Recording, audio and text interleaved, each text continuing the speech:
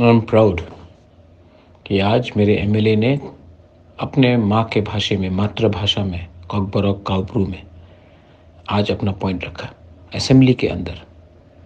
इससे पहले असेंबली में कोई नहीं बात करता था अपने मदर टंग में, शर्म लगता था हमें, कोई समझेगा कि नहीं समझेगा।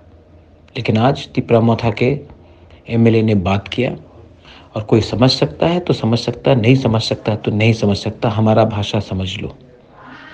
लेकिन हम लोग अपना अब अधिकार मांगेंगे, असेंबली में अंदर मांगेंगे, बाहर भी मांगेंगे।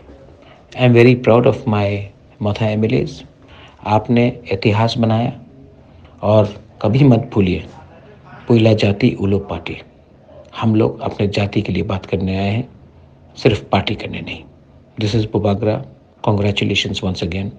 We will not surrender. Belaino Hambai.